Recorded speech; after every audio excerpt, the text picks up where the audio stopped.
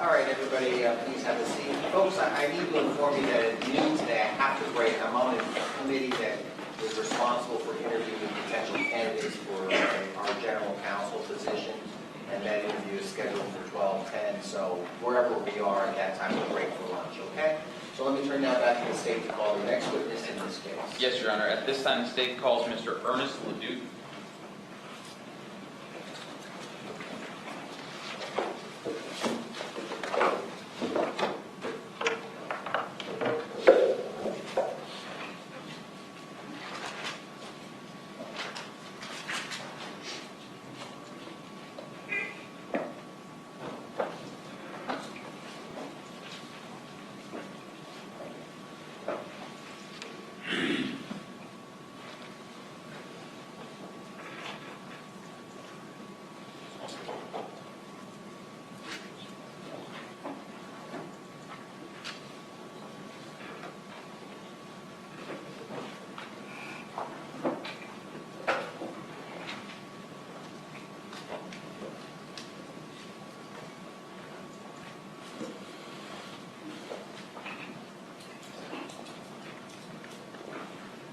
Good morning. Good morning. You'll be sworn in by our deputy clerk, Ms. Briggs. Please raise your right hand. Do you swear or affirm that the evidence you are about to give will be the truth, the whole truth, and nothing but the truth? Yes, I do. Watch your step over there. Okay, thank you.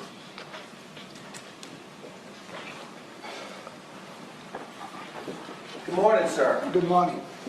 Make yourself comfortable. That microphone, the base of that microphone is adjustable. If you want to move it so you can get more people speaking into it. And if you would, please speak into the mic and introduce yourself to the folks on our jury and spell your last name for our court reporter. Okay, my name is Ernest LeDuc, L-E-D-U-C. Thank you, sir. And let me turn to Mr. Parnaviello. You may proceed, sir. Okay. Mr. LeDuc, where do you live? I live in Boca Raton at 421 Northwest 72nd Street. And is that in a housing development area? Yes, it is. It's in Hidden Lakes. Are you married? Yes. Oh, what's your wife's name? Margaret. And she lives with you too. Yes. How long have you been married to Margaret? 50 plus years. Do you have any children? Yes. Who's your child and what does your child do? Say again. Who is your child and what does he My son named Todd. do? Does he live with you? No, he's Boca Fire Rescue. He works for Fire Rescue? Yes. How old is he? He's 50. Are you working currently? I'm retired. You're retired. And what did you do when you were working? I worked for IBM. I was a service planner. You said that you had lived in the Hidden Lake development. Yes. Have you always lived there? We've lived there since we moved to Florida for probably 33, 34 years now. And have you always lived at the same address in the Hidden Lake development? Yes. Did you know a person by the name of James Scandirito Sr.? Yes, I did. How did you know Mr. Scandirito? Jim, my nickname for Jim was Jimbo. We have a lot of Jims around, a lot of Skips around. I always called him Jimbo. Okay. He lived diagonal from us, right across the street. And was that at 412 Northwest 72nd Street? Yes. So you'd heard him called Skip by other people, but your nickname for him was Jimbo? Yes. Did you know, was he married when you met him? He was married to his wife, Terry. Okay. And how long did you know Jimbo or... I'm going to call him Mr. Scandirito so we all are on the same page. How long did you know Mr. Scandirito for? He had lived in the neighborhood probably 20 years, but we knew him for the last 2, and I would say, last 10 I should say, but the last 2, very close to him, when his wife passed away. So is it fair to say that you became much closer to Mr. Scandirito at the point that his wife was diagnosed with lung cancer? Much closer, much closer. Tried to help him through the death process and, you know. Before that, did you and your wife and your family socialize with Mr. Scandirito and his wife? Yes. I would say in those 10 years that we got to know them, the neighborhood used to have parties. And we would say Halloween party would be at this person's house, Christmas party at this house, and et cetera, usually in the house or in the driveway. So we were pulled into those gatherings, and we would have gatherings at our house. Now, when you say parties, are you talking like wild parties, or are you talking community Oh, no, parties? this is like Halloween would be the trick-or-treat party, right? So everybody brings their candy to one driveway, we have cheers, and you might have beer and wine there, but no wild parties. Did you know Mr. Scandirito and Terry Scandirito to have any children? Yes, And how many children did they have? they had one. And do you know that person, have you ever met their son? Yes, sometimes when they would have a function, usually at their house, young Jimmy would be there. And maybe very rarely would he be at one of the neighbors' functions. So their son's name was James Scandirito II? Yes, but I would call him Jimmy. You would call him Jimmy? Right. Do you see Jimmy in the courtroom today? Yes, I do. And you pointed, can you just say where in the courtroom he is and what he's wearing? Yeah, he's right over on the left. I guess that's the left side of the defense bench or table. And is he wearing any type of tie or clothing? From my vision here, it's a suit. Could be a gray tie. Your Honor, please let the record reflect the witnesses identify the defendant. Yes, Mr. LeDuc has identified Mr. Scandirito. Okay. When you said you started to become close to the Scandirito family when Terry was sick, would you help out and help take care of Terry Scandirito? Yes. My wife was very, very close to Terry at the end. I would go over daily to see her. And we had a thing that Terry loved, chocolate cherries, right? And we would stop at Hoffman's or the chocolate store in the mall and get her a little six-pack box of them and bring them to her, right? And that was kind of a treat for her. And you said that you personally became close with Mr. Scandirito during this time period. How is it that you became close with him?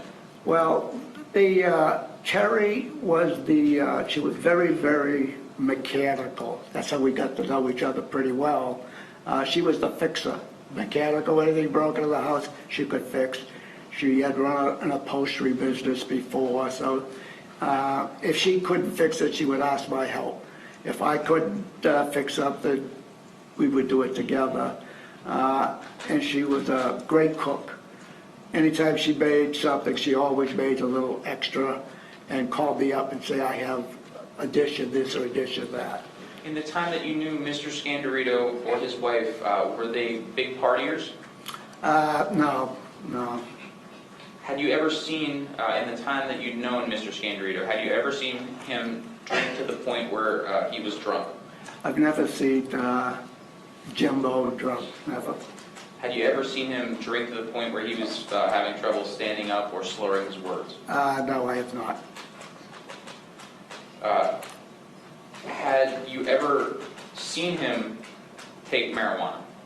I have never seen him take marijuana, but I knew he did, right? Like I said, the last 2 years we were very close, and he asked me if I had ever done it. And I said, hey, we all did it when we were young, right? But I tried it, didn't do anything for me, and I moved on. I said, I don't do that. Had you ever seen him do any hard drugs, anything stronger than marijuana? No. And as a matter of fact, I've never seen him do marijuana, but I know he did do it because he admitted that to me. So, after Terry passes, do you observe any changes in the behavior of Mr. Scandirito? In terms of, I don't understand the question. Does Mr. Scandirito become depressed as he starts to take drugs or alcohol more? No, I will say that in our conversations, we'd see each other daily, right? And text each other daily. We would go to a local pub, right? Or a lounge, tavern, whatever you want to call it. And maybe that would be every 4 or 5 days we would go, and 2 beers. We would have 2 beers, right? If somebody was in town, maybe we'd have lunch. We would discuss things. He was having a little trouble that his wife had passed away. You know, he was a very, very active person that played golf, played racquetball, played tennis. So he stayed in that routine, but you could see he was lonely. So I said, maybe you should think about going to a support group. I'm active in a church, so he did do that. You said he would go into a routine. Was Mr. Scandirito, Jimbo, was he a person, like a creature of habit, or did he follow routines?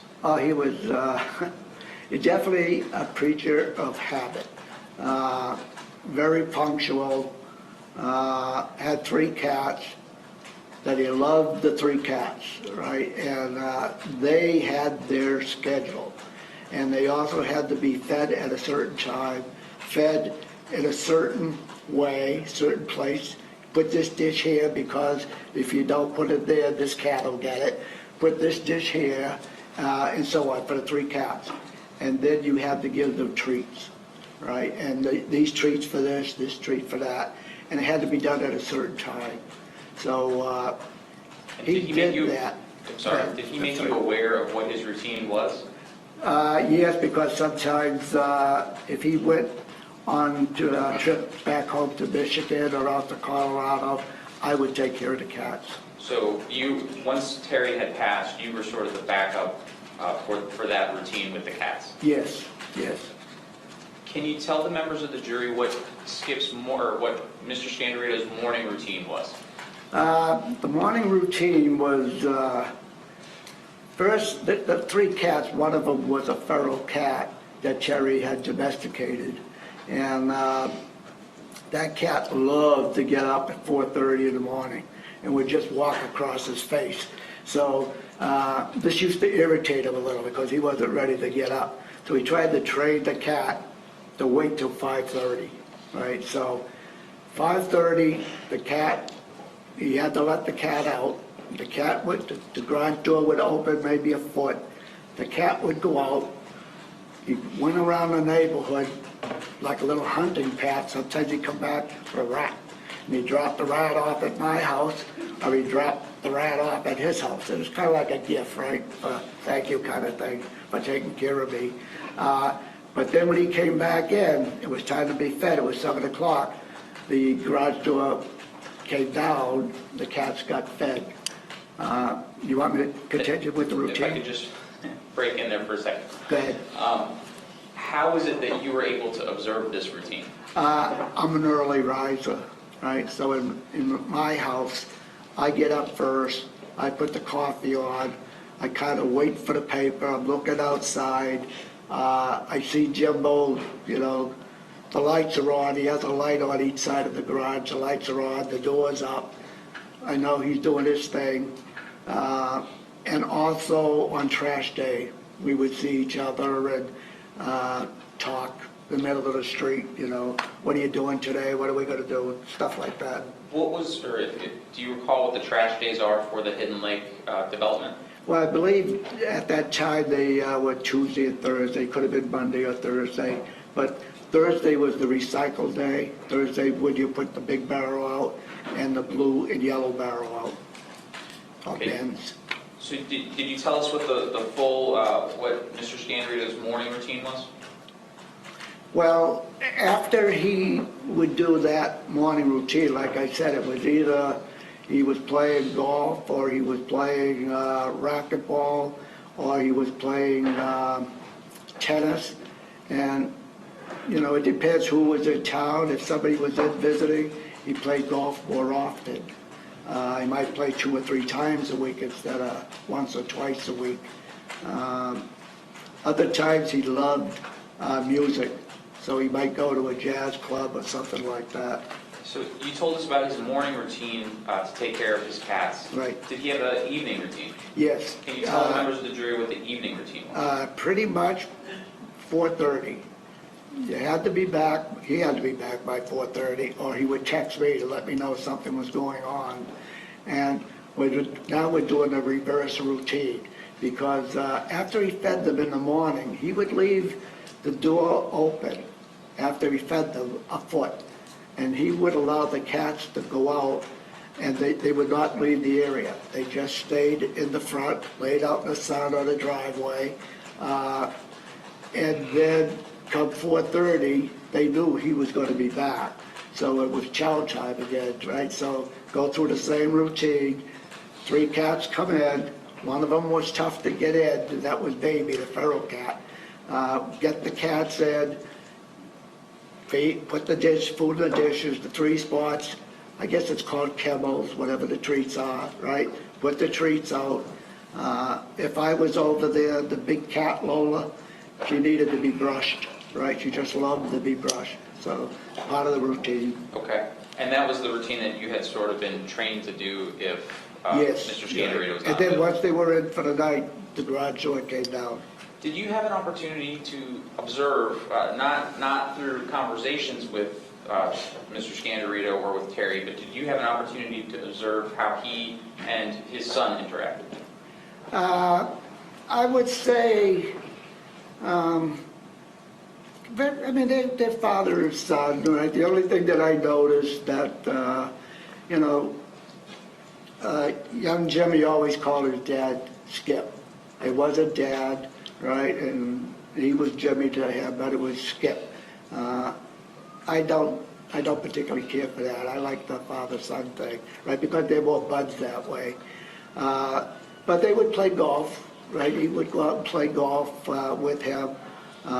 Once Terry passed away, kind of made it, tell me if I'm like one too much, but when Terry passed away, she made Jimbo promise to look after young Jimmy. So young Jimmy, every Sunday, would come over and play golf. They'd go out golfing, and then he'd have him back for a barbecue every Sunday. Now, So he kind of honored his mother's wishes. Before Terry passes, Yes. how frequently would the defendant come over to Mr. Scandirito's house? I didn't see him that often. The family was into a Wednesday night tradition of watching Survival. So they would have a friend over to watch Survival, and once in a while you would see young Jimmy there. And especially if somebody from out of town was there, from Michigan, young Jimmy would come down, and probably for Survival they'd all watch it together.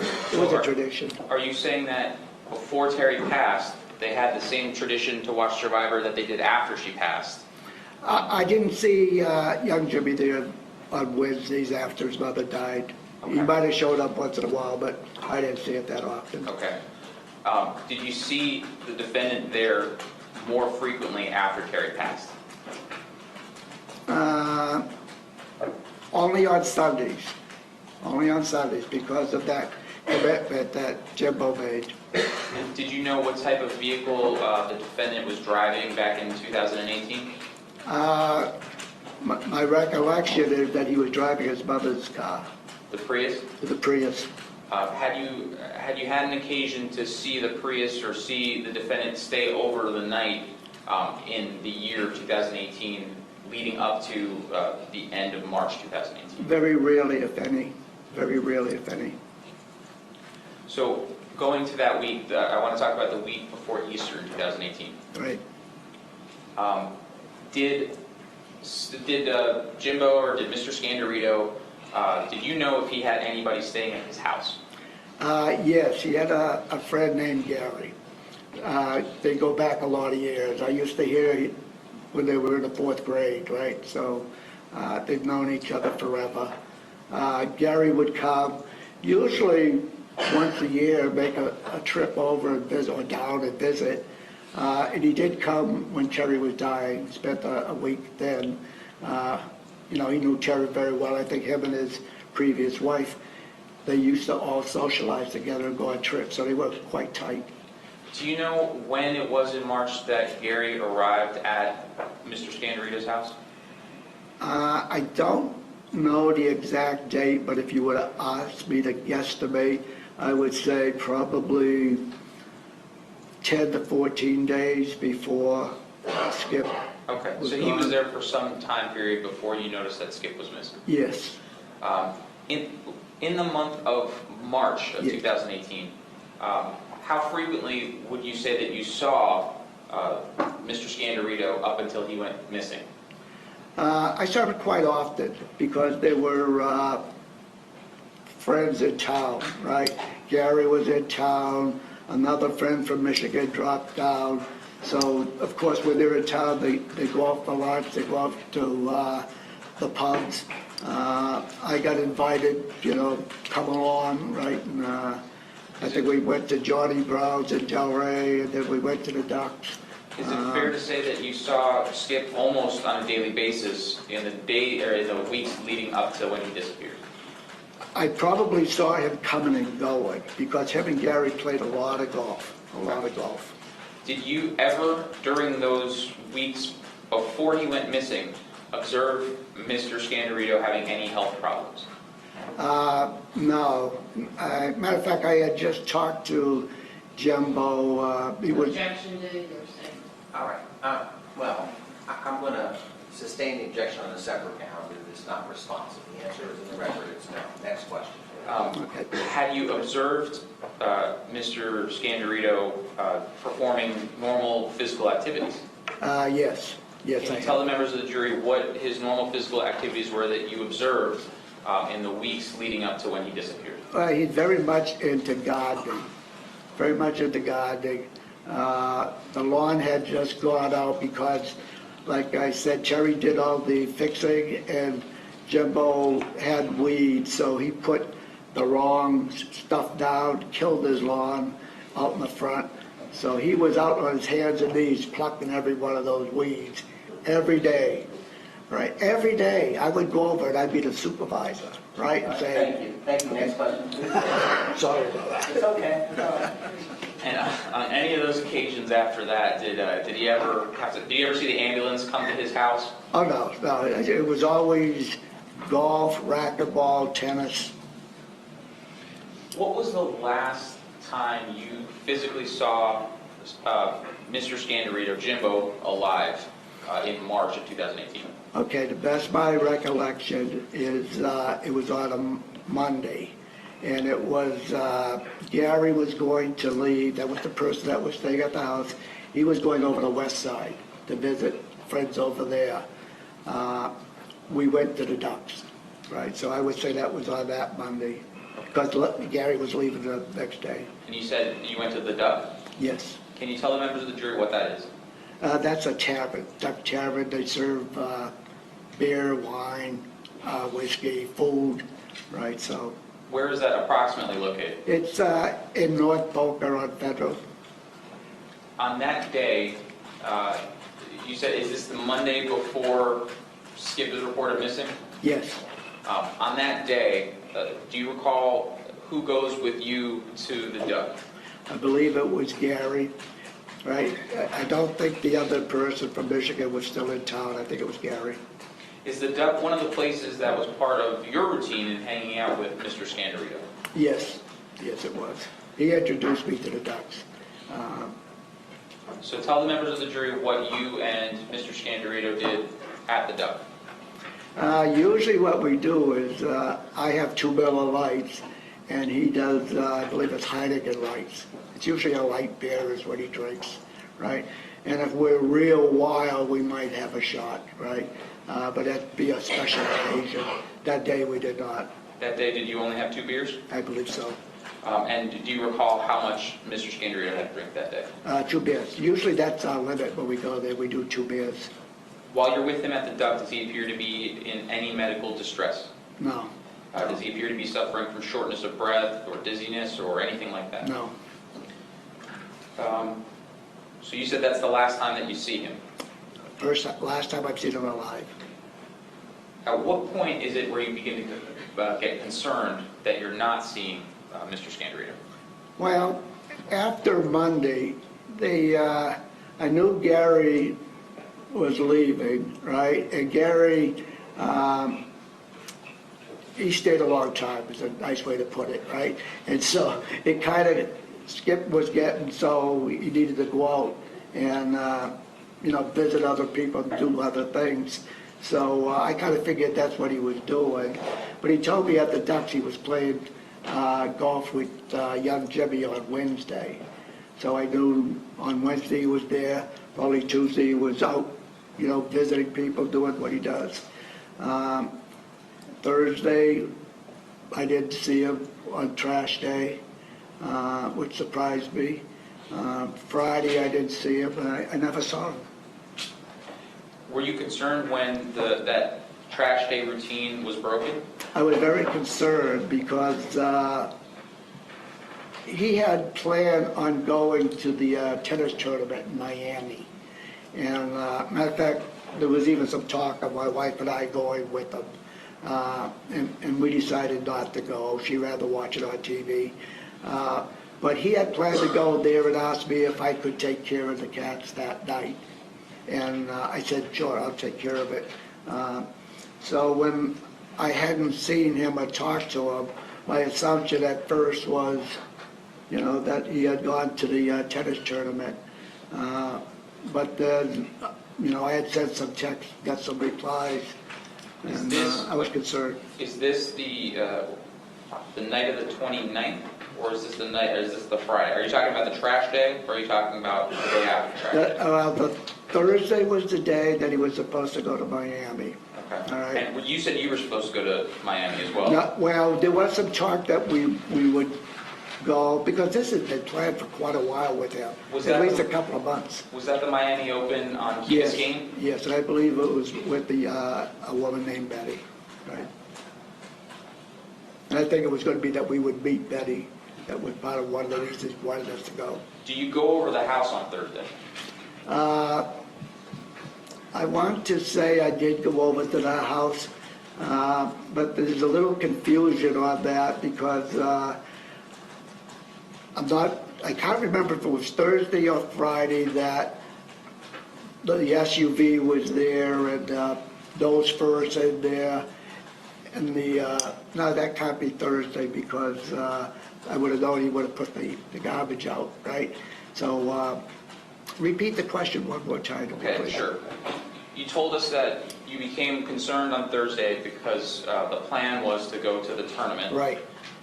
And if he was going to be in Key Biscayne at the tournament, would he have asked you to watch the cats? No, he would definitely have asked me to watch the cats if he was going to be at the tournament. Matter of fact, that was the thing I was supposed to do, was watch the cats. Okay, but did you watch the cats? I want to say I did, but I can't swear to that. Okay. Because Jimmy was around then. Okay. Jimmy was in and out constantly during that week. And I'm not sure if he took over that duty or he didn't take over that duty. Okay. So then what, you said Jimmy was around a lot then? Right. Can you tell the members of the jury what you mean by that? Well, the SUV was there, and it would come and go. And I believe the Prius was there, it would come and go. And my thing was that when the Prius left, Jimmy was gone to work, right? And then he'd be back. And then the Prius was not there, it was just the SUV. And I saw the SUV one morning, with the back hood up, the back truck lid up, and I yelled over to him. It was trash day, or Friday, whichever one, and I yelled over him, "Where the hell have you been?" Right? And then as I walked over, I saw it wasn't him, it was Jimmy, right? Kind of startled him, and I was startled that it wasn't Jimbo, because he usually drives that vehicle. Okay. From far away, did you misrecognize the defendant for his father? He was bent over into the SUV, right? So I really couldn't see physically his, Okay. thing up, but I walked across the street. I walked right up and yelled at him and went over to talk to him like we normally would do. And he turned around and it was Jimmy. Okay. Tell us about the conversation that you have when you talk to the defendant in the driveway. Well, I talked to him, one time I talked to him over there, and he was in the front yard is a bushes, right? And he was in the bushes, and Baby the cat was there, and he was trying to get the cat in, I would say, and he couldn't get the cat in. So I told him I would help him get the cat. So I went in the house and I got some treats. And I brought the treats back to the cat and kind of led the cat into the house. So we got the cat in and closed the door, right? But I do remember I went over there and fed the cats one day. I just can't say if it was Thursday or Friday I did it. Okay. And you also indicated that you received and sent text messages with Skip Scandirito. Yes, I did, because I asked him who was feeding the cats on one day. And he told me, don't worry about it, it's taken care of. Young Jimmy was going to take care of it. And I think what concerned me a lot was the lights weren't coming on when they were supposed to come on. The doors weren't, the garage door wasn't going up and down like it was supposed to go up and down, like the routine. So that's what concerned me the most.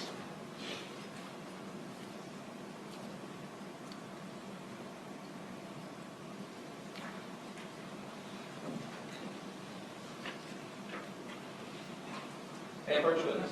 Sure.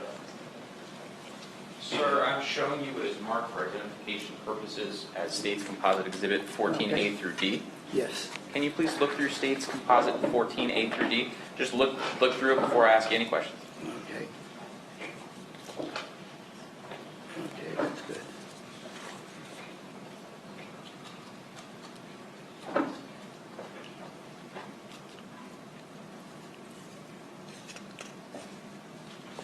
There you go, that's the one there. Yeah, those are all on my phone. Do you recognize, so you recognize 14A through D as photographs taken of the text messages between you and Mr. Scandirito on your phone? Yes. And did the police take these photographs from your phone? Yes. Do these fairly and accurately depict the entirety of the text message exchange between you and Mr. Scandirito between Tuesday, March 20th of 2018 and Sunday, March 31st of 2018? Yeah, let me just look at the last one, make sure it wasn't on. Yeah, that's the last one I sent him. Judge, at this time I would move States 14A through D into evidence. Any objection to State's Exhibit 14A through D? No. All right, they'll be received as the next State Exhibit. Does the court want to stop now? Well, if you, I'll give you 5 more minutes. Yes. Okay. May I publish? Yes. Can you tell the members of the jury just what we're seeing in 14A? Are you able to see from there? Yep, that's good. It could be focused a little bit better, but I understand, I can see it. Okay, yeah, that's how I have Jimbo set up in my iPhone. So that's the picture of Jimbo with his phone numbers.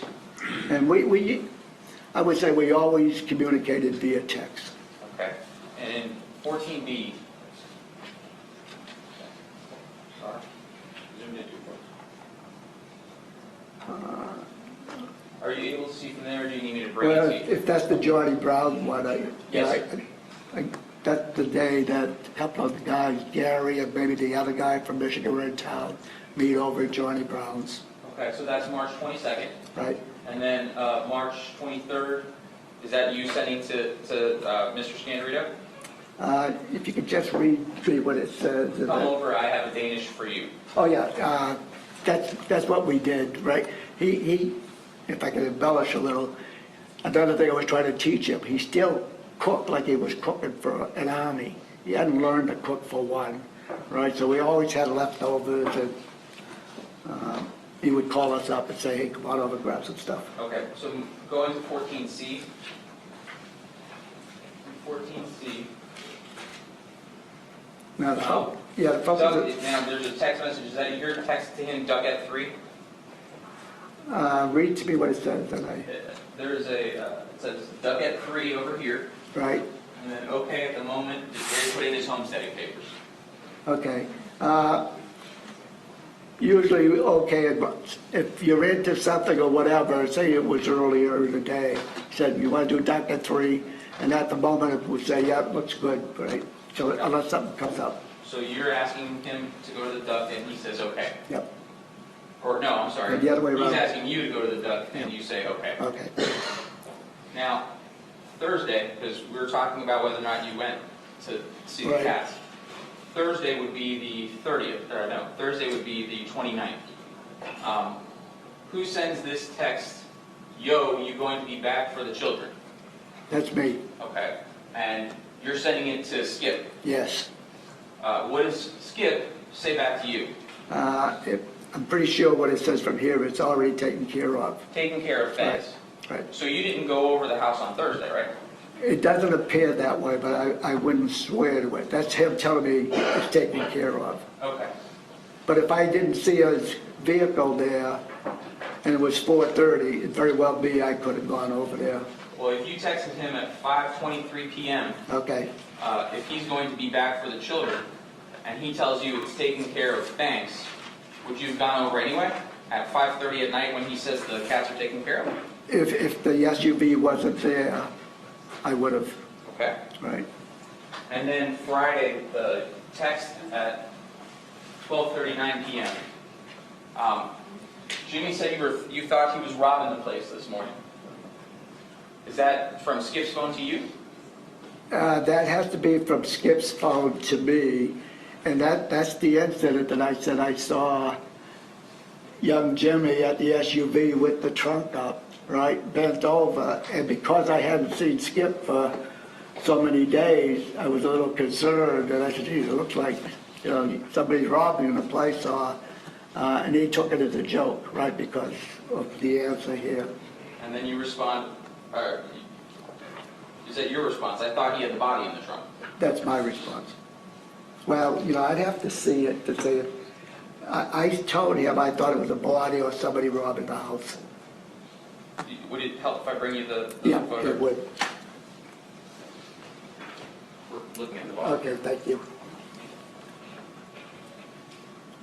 Yeah, that's me telling him that. Okay. So you tell Skip you thought that Jimmy had the body in the Right. trunk.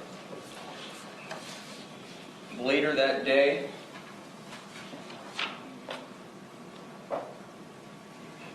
do you receive a text from Skip's phone asking you to feed the cats tomorrow morning because Jimmy will do it that day? Yes. And do you get those texts from the text about coming to the house, or that you saw Jimmy? Is that on the same day that you run into the defendant in the driveway? I ran into the defendant twice, right? One was the time I tried to help him get baby Ed, and that was out in the bush area in the front of the house, and that would have been, feeding time, I guess. And then the other time was when he was at the back of the SUV, bent over, that I saw him and thought it was Skip. Okay. Is Joe, one more question? I have a couple more. Go ahead. Did you, you said that you went into the house to feed the cats at some point? Yes. You're not sure of the day. No. Can you tell us where you go into the house? Yeah, it's pretty much, you walk in the front door, go into the kitchen. He has everything laid out on the counter. 2 bowls are in one spot right around the kitchen corner. You come in the hallway, take a left, take a right, and right there is the countertop. 2 cat bowls are there, water and another bowl. Go across the kitchen, there's another bowl on the floor. That's for baby. Then there's another bowl that you have to put up high, right? And we'll say that it's on a couch. So what you do is you gather those 3 bowls, and they all eat different things, Just answer the right? question. Okay, next Okay. question. Go ahead. We can But stop. it was limited access. So you're mainly just in the kitchen area of the house? Yes. You don't go into any of the other rooms I or did in the not go garage? to any other rooms, no. All right, Mr. LeDuc, we're going to break for lunch right now. Please, you cannot discuss your testimony with anybody because you're on the witness stand. Folks, we're going to break for lunch. It's 12 o'clock. We'll get back together at 1:30. Remember not to talk about the case with anybody. Let anybody talk to you about the case. Don't watch any news reports.